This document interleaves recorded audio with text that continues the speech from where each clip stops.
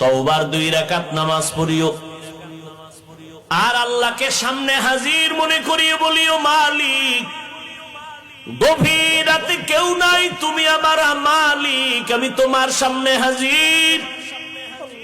আমি তওবার নিয়তে হাত তুলেছি। ও আল্লাহ, আমার আব্বা আম্মা কেউ জানেন আমি কত বড় গুনাহগার। ও আল্লাহ, আমার ভাই বোন আপনজন কেউ জানেন আমি কত বড় গুনাহগার। আজ আমি তোমার কাছে ফেরেশ হতে চাই, পবিত্র হতে চাই, আর গুনাহ করব না। হুজুরেরা বলছে তওবার 2 রাকাত নামাজ আমি পড়ার জন্য রেডি। 2 রাকাত নামাজ পড়িয়া 2 রাকাতে 4টা সেজদা হবে। সেজদার মধ্যে যাইয়া প্রত্যেকটা সেজদায় এমনের নামাজের মতোই 2 রাকাত নামাজ, শুধু সেজদায় গিয়ে একটু ভিন্ন দোয়া। সেজদায় গিয়া প্রত্যেকটা সেজদায় তাসবিহ পড়ার পরে সুবহান রাব্বিয়াল আ'লা 3 বার পড়েন, আর 5 বার পড়েন, 7 বার পড়েন। এগুলোর পরে প্রত্যেকটা সেজদায় 3 বার হৃদয়টারে নরম করিয়া সেজদার হালাতে অন্তরেরে বুঝাইবেন, আমি জমিনে সেজদা করি নাই, আমি রহমানের কদমের উপরে সেজদা করেছি। এই বলিয়া অন্তরকে যত পারেন নত করে দুর্বল করে বলবেন, ইয়া রব্বি গফিরলি, ইয়া রব্বি গফিরলি, ইয়া রব্বি গফিরলি 3 বার, প্রত্যেক সেজদায় 3 বার। অর্থ কি? হে আমার রব, আমারে মাফ করে দাও। আমার আজকে যদি অপরাধের খবর আমার মা বাবা আপনজন কেউ জানে, প্রকাশ্যে কিছু নাও বললেও মনে মনে ঘৃণা করবে, কিন্তু মালিক তুমি কত দয়ার মাওলা, আমার হাজার গুনাহটারে তুমি পর্দা দিয়ে আটকাইয়া রাখছো।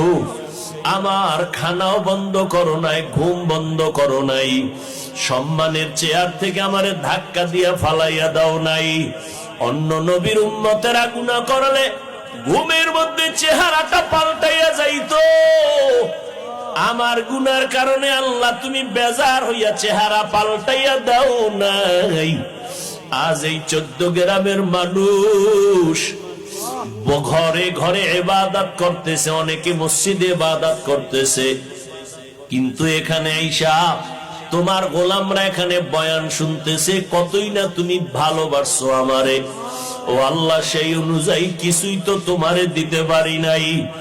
আজ আমি তওবার নিয়তে হাত তুললাম, নামাজের মধ্যে হাজির হয়ে গেলাম। ও আল্লাহ, তুমি আমার জীবনের সব গুনাহ মাফ করে দাও।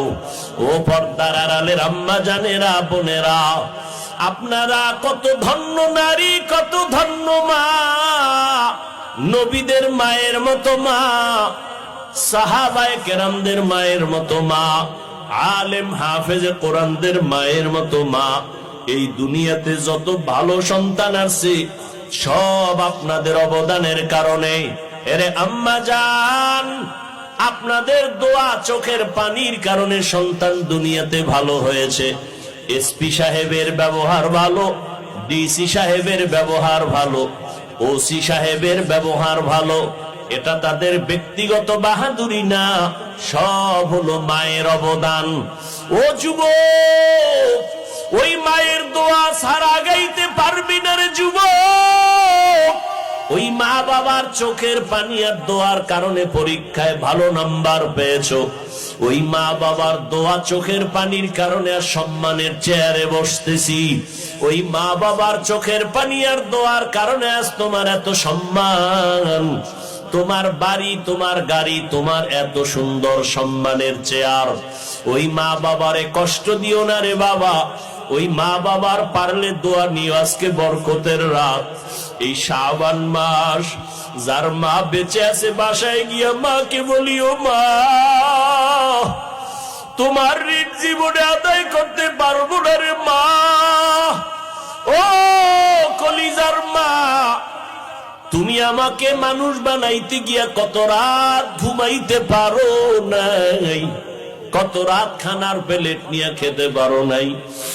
আমার কষ্টে কষ্টে তোমার জীবন কাটিয়ে গেল রে মা। আমার পরে আর এক ভাই, আবার আর এক বোন, আবার আর এক ভাই, এইভাবে কষ্ট করে করে তোমার জীবনটা তুমি শেষ করেছো রে মা। এর উপরে আবার আমি মাঝে মাঝে কত কটু কথা বইলা তোমারে কান্না করাইছি। আমার কথায় তুমি কষ্ট পাইয়া গোপনে কত কান্না করেছো। আজকের একটা বরকতের রাত, বরকতের মাস। ও মা, তোমার চোখের পানি আর দোয়া না থাকলে আমি এই সম্মান পাইতাম না রে মা। মাথায় একটু হাত দিয়া দোয়া করিয়া দাও মা। আমি এত মোনাজাত দেই আমার চোখে পানি আসে না। আবার ডানে বামে কত বান্দা, কত যুবকের চোখে দেখি পানি, মোনাজাতে আমার চোখে পানি কেন নাই? গুনার কারণে দিলটা পাথর, গুনার কারণে আমার আল্লাহ বুঝি আমার উপরে বেজার। আমার ডানে বামে বান্দার চোখে কত পানি, মনে হয় যেন ঝর্ণার মতো পানিগুলো বের হইতেছে। আর আমি এত নিষ্ঠুর, গুনাহ করতে করতে করতে করতে মনে হয় যেন আমি মাওলার রহমতের দরজা থেকে অনেক দূরে সরিয়ে গেছি।